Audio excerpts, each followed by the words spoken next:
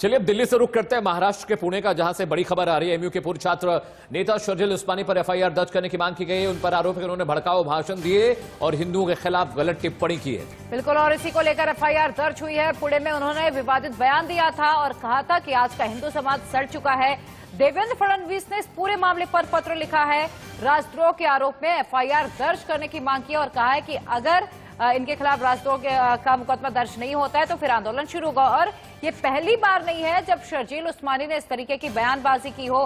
CA NRC का मुद्दा जब गरमाया था तब भी शर्जील ने भड़काऊ भाषण दिए थे। इस तरीके के आरोप भी उन पर लगे थे। और शर्जील उस्मानी ने क्या कहा था, जरा वो भी सुनिए। आज का हिंदू समाज, हिंदुस्तान में हिंदू समाज बुरी तरीके से सड़ चुका है। जुनैद को, हाफिज 14 साल हाफिज मोहम्मद जुनैद को चलती ट्रेन में एक भीड़ 31 बार चाकू मारकर कत्ल कर देती है, कोई रोकने नहीं आता है। वो लोग हमारे और आपके बीच में से आते हैं। मैं सोचता हूं कि जो लोग लिंचिंग करते हैं, जो लोग कत्ल और तशद्दुद कर रहे हैं, ये कत्ल करने के बाद जब अपने घर जाते हैं तो क्या करते होंगे अपने साथ? कोई नए तरीके से हाथ धुलते होंगे, कुछ दवा मिलाकर नहाते होंगे।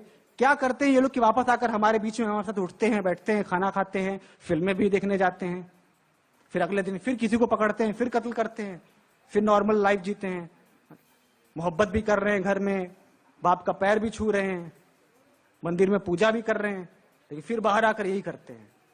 तो इसको इस तरीके से नॉर्मलाइज कर दिया है, इस तरीके से आम बना दिया है कि लिंचिंग हो रही है, कोई बात नहीं। और शर्जील उस्मानी के बयान के बाद उन पर एफआईआर दर्ज हुई और इसे लेकर भी रिएक्शन आने शुरू हो गए हैं। वो आपको सुनाते हैं। जो हो किसान, देखिए घाट से कि एजेंडा जो हो किसान आंदोलन से शिफ्ट हो जाए, वो हो नहीं रहा। बाकी चीजें प्रक्रिया चल रही है, अलग अलग एजेंसी इन्वॉल्व है, लेकिन अभी तो किसान आंदोलन है। दिल्ली के बॉर्डर्स पे लोग बैठे हुए हैं, उस पर विचार करिए, उसको कहिए अपने केंद्र। जब जब ऐसे प्रदेशों में चुनाव होगा जिन प्रदेशों में अल्पसंख्यकों की संख्या अधिक है, तो ऐसे ऐसे मुद्दे को भाजपा उठाना चाहेगी। आज बजट पे भी जब हम पूछते हैं तो 1 मिनट में हमें भाजपा के प्रवक्ता कह देते हैं कि आप पाकिस्तानी हैं, आप पाकिस्तान में विश्वास रखते हैं। किसान कहता है तो उनको खालिस्तान कह देता है। अभी सब लोगों को इनको बंगाल दिखाई दे रहा है, असम दिखाई दे रहा है। इन पे मांग, कार्रवाई की मांग करते हैं। सरकार में आप हैं, मांग क्यों करते हैं? आप कार्रवाई कीजिए, दूध का दूध और पानी का पानी हो जाएगा। ये कार्रवाई नहीं कर सकते, इनको पता है कि दूध का दूध और पानी का पानी करना पड़ेगा। इसलिए ये चर्चा में इन मुद्दों को लगातार बंगाल चुनाव तक बनाए रखेंगे।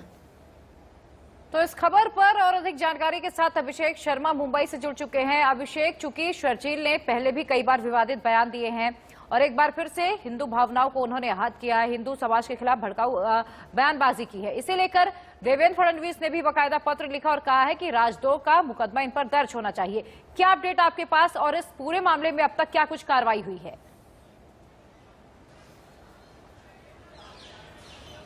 बिल्कुल, देखिए लगातार बीजेपी इस पूरे मामले को लेकर आक्रामक है कि किसी भी सूरत में इस पे कार्रवाई होनी चाहिए थी और यही वजह है कि कई दिनों बाद कल यानी इस पूरे मामले पर पुणे में, महाराष्ट्र के पुणे में एफआईआर दर्ज कर ली गई है। लेकिन एफआईआर दर्ज करने की जो बात थी, यानी देशद्रोह का मामला लगाना चाहिए था, वह मामला दर्ज नहीं किया गया, बल्कि 153A के तहत यानी दो समाज के बीच में दो जो भड़काऊ भाषण देने की बात होती है, बांटने की बात होती है, उसके तहत मामला दर्ज किया गया है। जो 124A(B) के तहत जो मामला दर्ज करने की बात लगातार चल रही थी, उसके तहत दर्ज नहीं किया गया। लेकिन हाँ, पहला एफआईआर कह सकते हैं कि जिस जगह पर यानी जहां पे घटना हुई थी पुणे में, उस जगह पर एफआईआर दर्ज हो चुकी है। बीजेपी के नेता ने इस पूरे मामले में एफआईआर दर्ज करवाई है। लेकिन इस बीच लगातार जो शिकायतों का दौर लगातार जारी है।